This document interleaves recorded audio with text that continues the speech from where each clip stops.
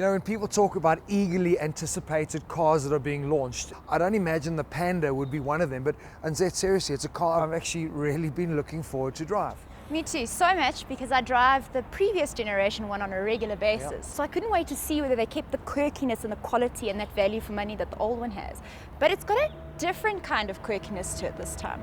It certainly does, and it starts with the styling. Our little Panda has gone quite Eurocentric.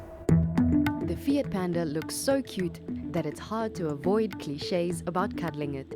As always though, looks can be deceiving. In February this year, a Fiat Panda broke the record for the journey from Cape Town to London.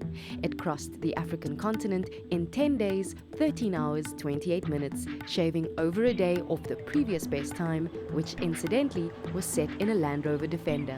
Well, Anzette, this is the perfect setting for our little Panda. He's cruising around the city, the suburbs, up and down the hills. Not the most powerful of cars, but in this application, you don't need more than that, do you? You have to say it right. I did say it right. Oh, Panda. Panda. They're great for urban settings because they're so nippy. The handling's definitely been improved on this one.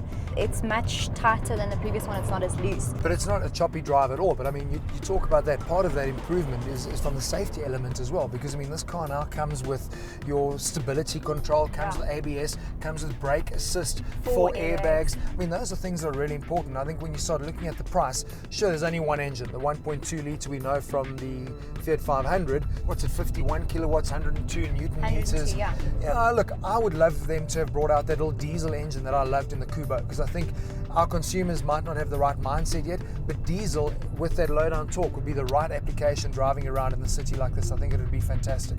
And the Panda was actually the first car in the segment to have the diesel, but you know, they've sold 10 million of these 1.2 engines. It's insane. And they're really great. And the moment you adjust your mind to driving in the style with a little 1.2 engine, going through the gears quite quickly, and you learn to use the engine as much as possible, and it's a very easy adjustment to make. It's a very easy car to drive. It is very simple. My only thing, I mean, they talk a lot about that it is a true five-seater. They've made the seats thinner for us sitting here in the front, so there's more legroom in the back, but I just worry about up on the reef, 1.2 with 5 people, you really are going to be struggling. So be it. Let's talk about what they've changed. I mean, from an interior perspective, I love it. I know you've got a couple of reservations, but for me, I'm glad they've kept the gear lever where it is. Yes. You don't have to look for it. It fits and the window perfectly. controls and all the controls in the centre are fantastic. I love the vertical layout. I don't like the square gear lever. It's because it's more masculine now. Because a guy could actually see himself grab it. driving. I get that it's an NCAP pedestrian safety element, but they've moved the A-pillars slightly, and the old one, the windscreen used to come down right to Same this level level as the- here, yeah. which made it really easy for me to see out of, because I'm short and it's a little car and the other cars on the road don't necessarily see you.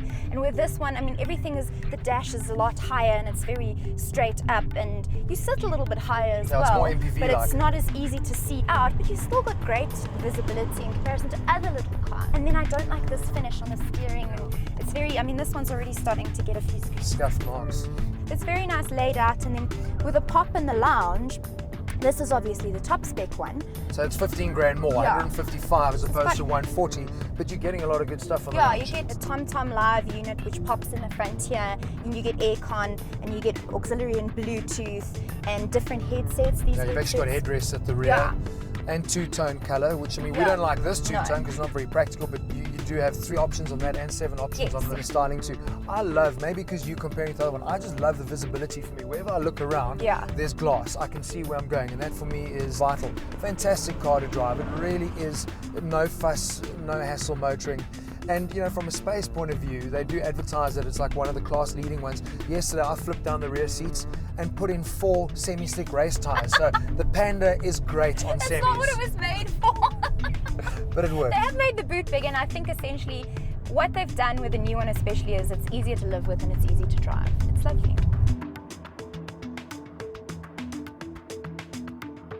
So let's get down to nitty-gritty, what you liked and what you didn't like. Okay, well, the old one for me, the quality, I mean, ours is quite old and it doesn't rattle as much as you think an old Italian car would rattle. So I'm very glad to see that the quality of the fixtures and the boot and that kind of thing has been kept in this one. I love the little Panda interior. It's such where a, it it's such repeats a girl it. thing. You said to me, did you notice the interior? I'm like, yeah, I did.